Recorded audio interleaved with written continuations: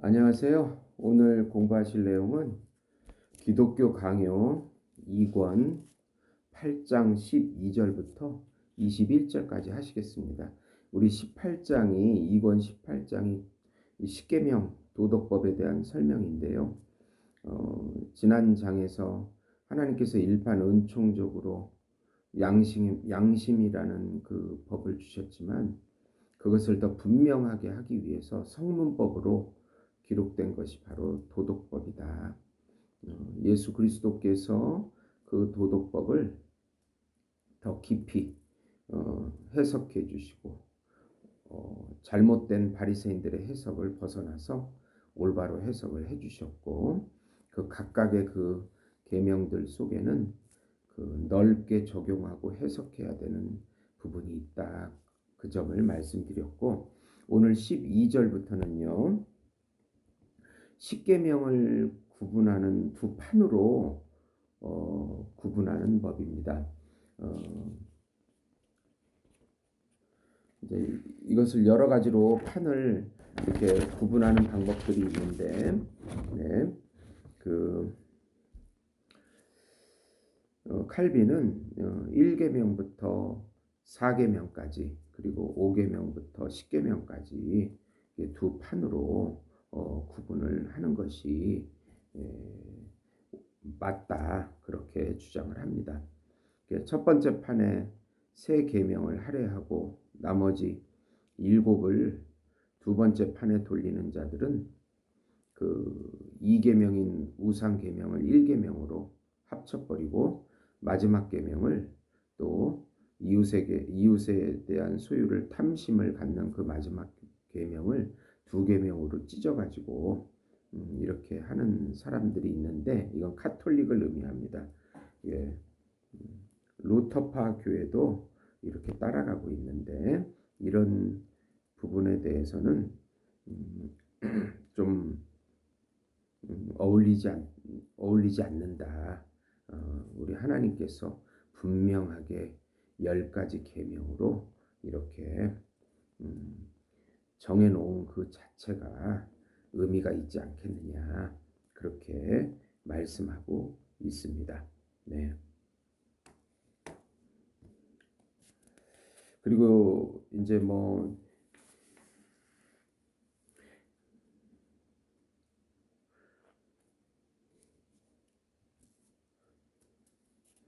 그 다음에 이제 1계명을 이제 13절인데요.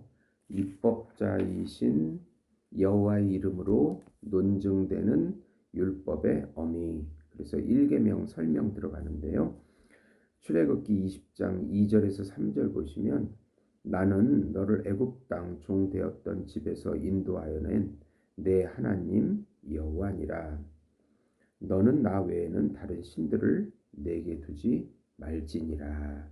네. 이렇게 나는 너를 애굽 땅 종 되었던 집에서 인도하여 낸 내 하나님 여호와니라. 이것이 전체 서문입니다. 네, 언약의 선포이고 이것이 서문이라는 것에 대해서는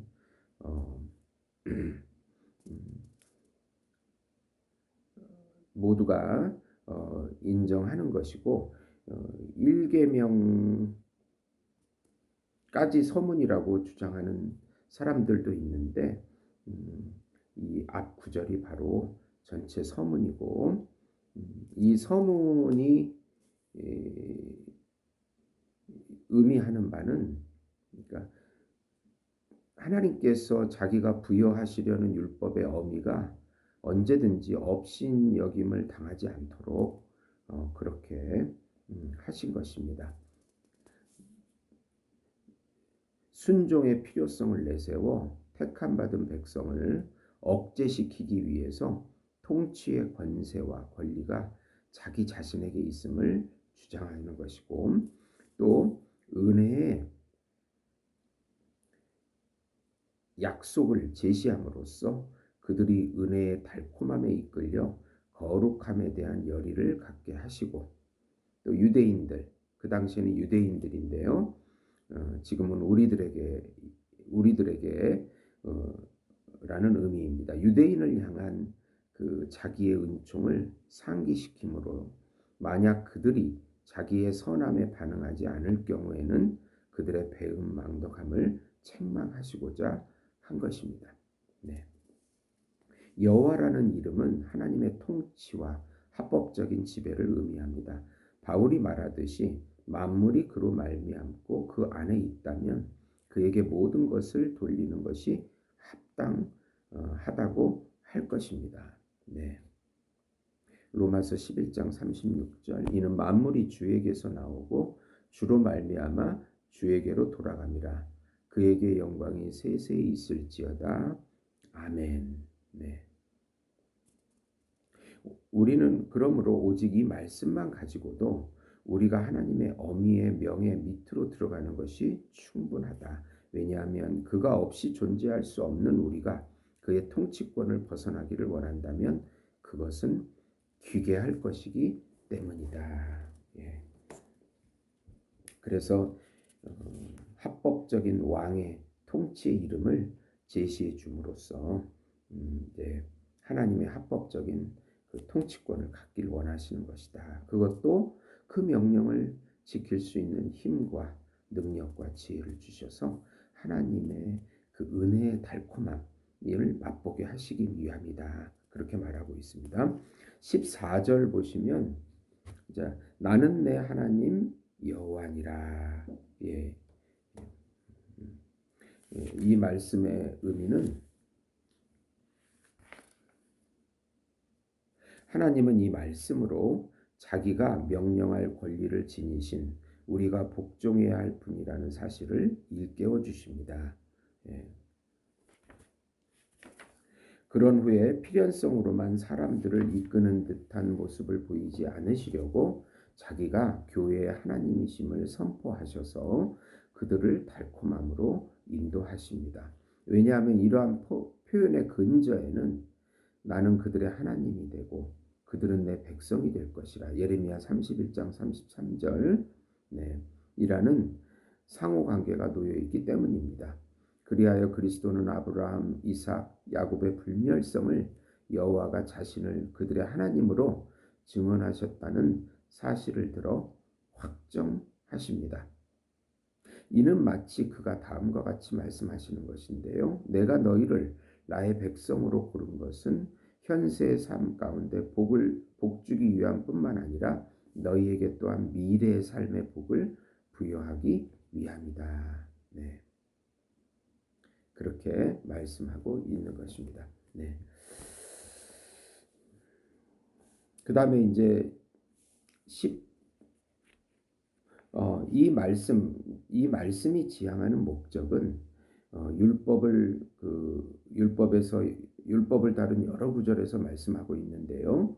그는 우리를 택하여 자기 기업의 백성 곧 성민으로 삼으심으로써 우리가 그의 모든 계명을 지키게 하셨다. 또 내가 거룩하니 너희도 거룩할지니라. 레위기 11장 46절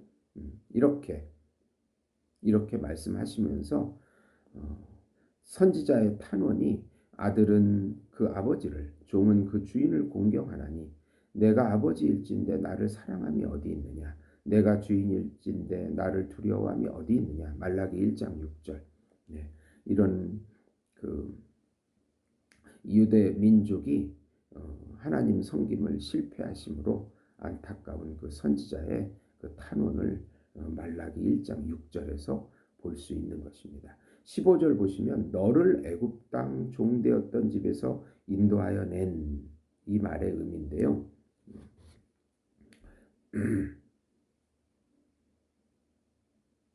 하나님은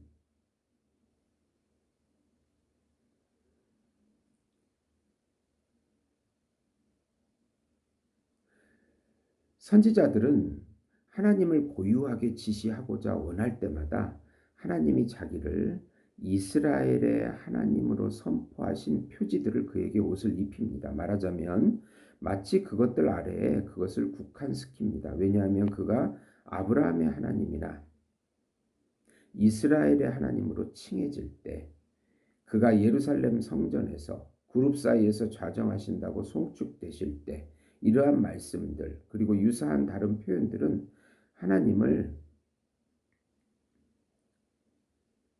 어느 한 곳이나 한 민족에 묵지 않기 때문입니다. 오히려 그것들이 주어진 목적은 하나님이 이스라엘과 맺으신 자기의 언약으로서 자기를 표상하셨으므로 그의 어떠하심에서 벗어나는 것은 결코 용납하지 않는다는 생각이 경건한 사람들에게서 떠나지 않게 하려 함이었다라고 말하고 있습니다.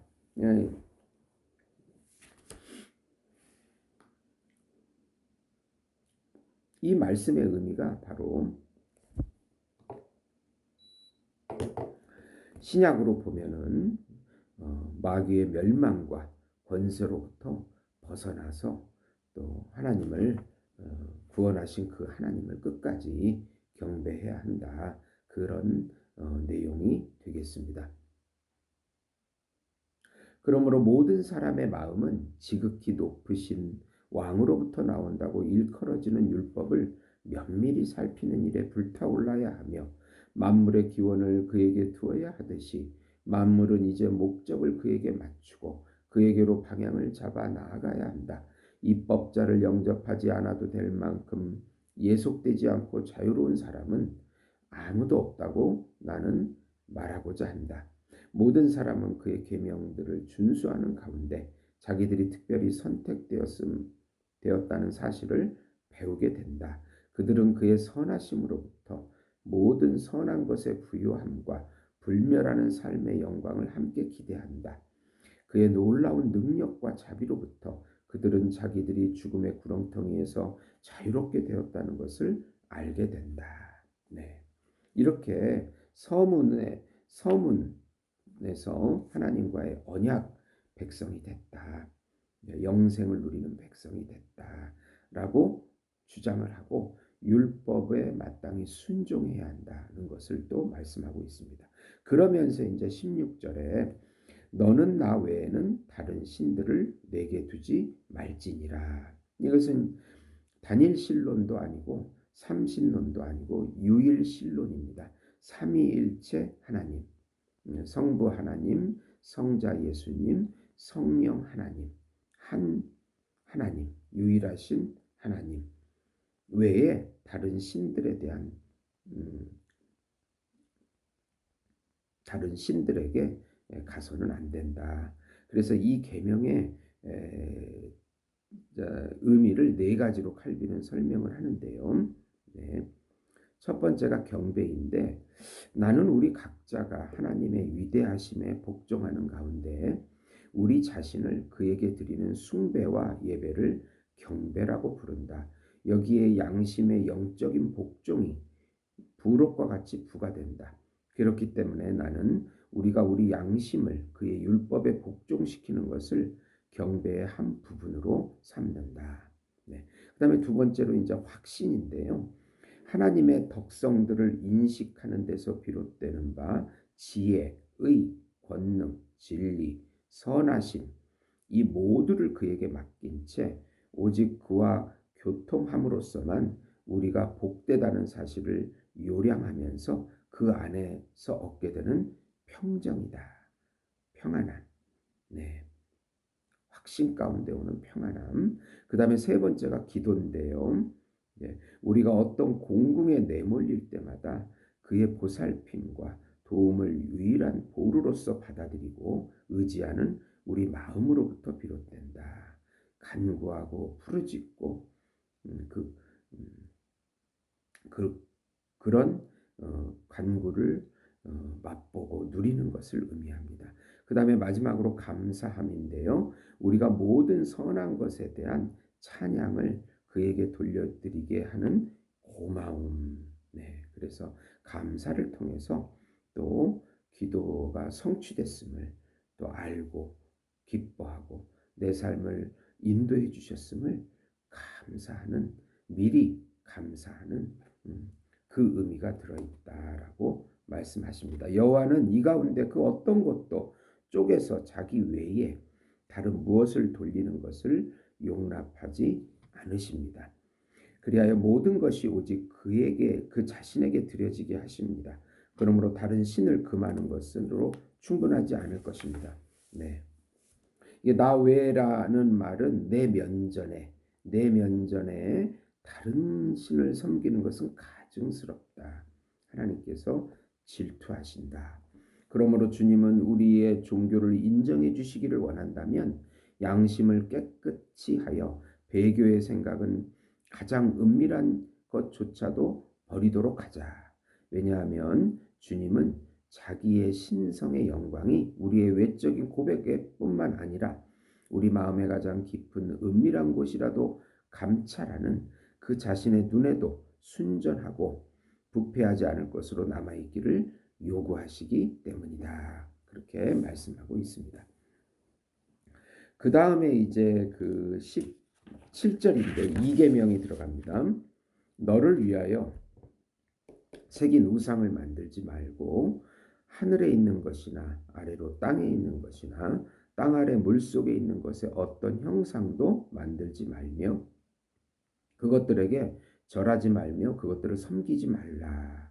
예, 출애굽기 20장 4절에서 5절인데요. 이계명 17절 보시면 하나님을 대체하는 가시적 형상들을 만들지도 말고 섬기지도 말라는 의미입니다.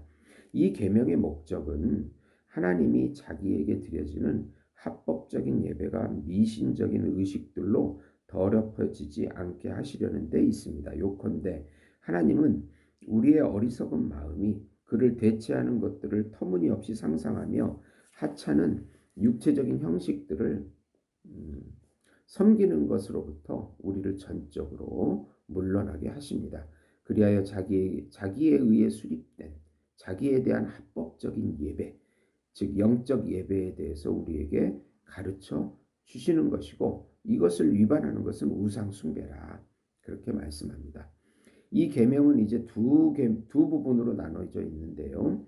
첫째 부분은 우리의 방자함을 억제시켜서 불가해한 하나님을 우리의 지각들 아래에 종속시키거나 어떤 외양으로 그를 표상하는 일이 감히 우리에게 일어나지 않도록 하기 위함이고, 두 번째 부분은 우리가 종교라는 명분으로 어떤 형상들을 예배하는 것을 금합니다. 여기에 속되고 미신적인 민족들이 모양을 만들어내고는 하였던 모든 형상이 열거되는데 하늘에 있는 것, 해, 달, 다른 별들, 이런 그리고 아마 새들을 의미하는 것입니다.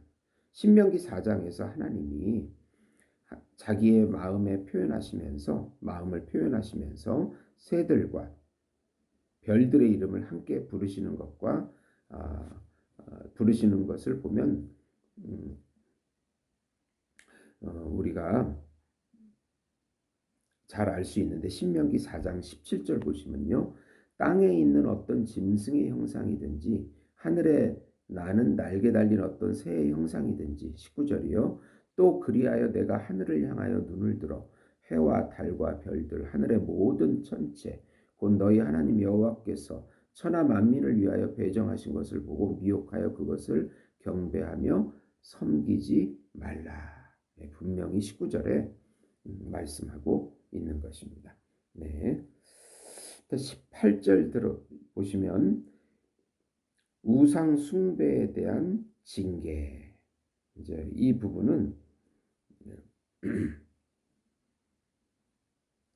내 하나님 여호와는 질투하는 하나님인즉 나를 미워하는 자의 죄를 갚되 아버지로부터 아들에게로 3, 4대까지 이르게 하거니와 나를 사랑하고 내 계명을 지키는 자에게는 1000대까지 은혜를 베푸느니라.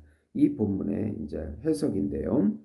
우선 이것의 의미는 우리가 붙잡아야 할 유일한 분이라는 사실을 여기서 첫 번째로 말씀하고 있는 것입니다. 네.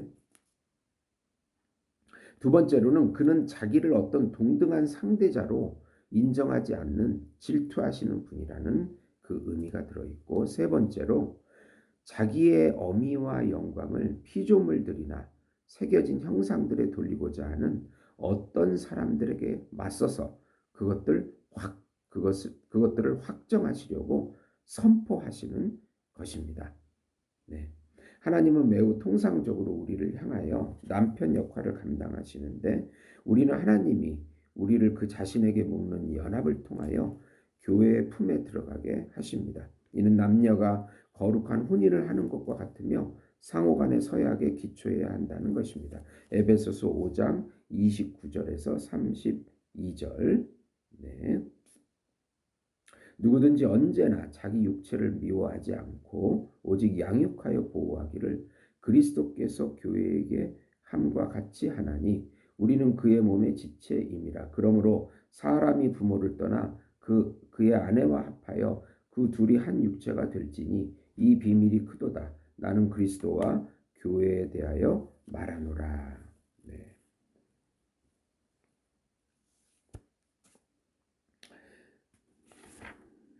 그래서 우리가 다른 신들에게 눈을 돌리는 것은 혼인 때 맺는 서약을 위반하시는 것뿐만 아니라 다른 간부들을 끌어들여 혼인의 침상 자체를 더럽히는 것이다 라고 말씀하고 있습니다. 그러면 이제 3, 4대까지 19절에 3, 4대에 이르도록 죄를 갚으심, 이것에 대한 의미인데요. 네. 출애굽기 34장 6절 7절에 여호와라 여호와라 아버지의 죄악을 자식에게 갚아 3, 4대에 이르게 하리라. 네. 네, 참 이 부분을 해석할 때 주님의 그 의로운 저주가 사악한 사람의 머리뿐만 아니라 그의 가족 전체 위에 무겁게 떨어진다고 그렇게 이해해야 합니다. 네. 저주가 몰아칠 때 하나님의 영이 떠난 아버지에게서 기대할 수 있는 것은 가장 부끄러운 삶이 아니고 무엇이겠습니까? 아버지의 불의 때문에 주님으로부터 버림받은 자녀가 똑같이 파멸의 길을 걷지 않겠습니까? 결국 가증스러운 사람들의 저주받은 씨앗인 그 손자와 증손자도 그들의 뒤를 쫓아 무모하게 돌진하지 않겠냐. 네, 그런 뜻입니다. 네.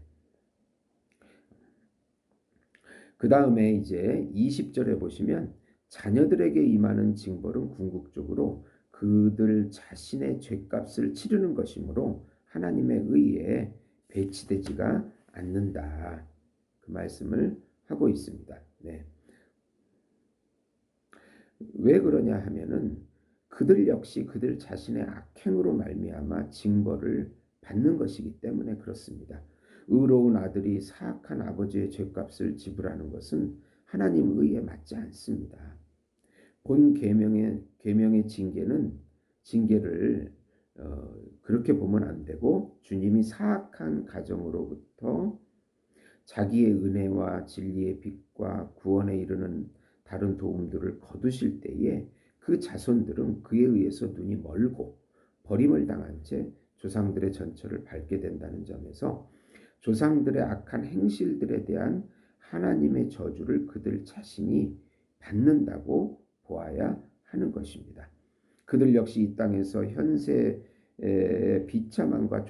비참함에 종속되며 마지막에는 영원한 파멸에 이른다는 사실을 그들이 다른 사람의 죄 때문이 아니라 그들 자신의 불의 때문에 하나님의 의로운 심판을 따른 형벌을 받는다는 것을 의미하는 것입니다. 네.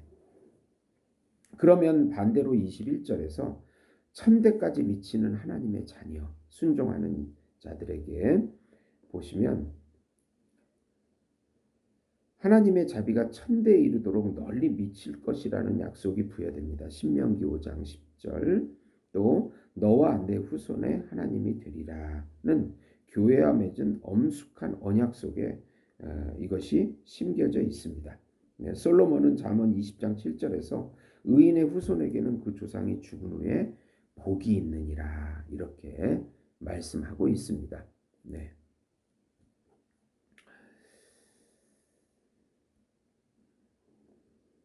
이렇듯 여호와는 자기의 자비하심과 선하심 가운데 아버지의 은혜를 아들에게 베푸심으로써 이러한 복의 한 예를 제시하시면서 자기를 예배하는 자들을 향한 자기의 끊임없고 항구적인 은혜를 증거하십니다. 그리고 여호와는 일단 아버지의 불의를 아들 안에서 찾으심으로 유기된 사악한 자들 모두에게 그들 자신이 범한 죄들에 따라 어떤 종류의 심판이 기다리고 있는지를 가르치신 것입니다. 예, 이렇게 이 본문을 통해서 여호와는 우리에게 천대에 미치도록 베풀어지는 자기의 자비가 지키지 못한 불경건한 자들의 3, 4대까지 미치는 그 징벌에 대해서 얼마나 하나님의 은혜가 큰가를 대비적으로 볼 수가 이렇게 대비적으로 볼 수가 있는 것입니다. 그래서 3, 4대까지 미치는 하나님의 형벌과 1000대까지 미치는 하나님의 자비, 예, 그들은 하나님의 은혜 가운데 사는 것이고 또 하나님의 또 유기 가운데 자기네 죄값으로 형벌을 받는 것이다. 그렇게 이해하시면 이게 올바른 해석이 되는 것입니다. 이제 2계명까지 했습니다. 들어주셔서 감사합니다.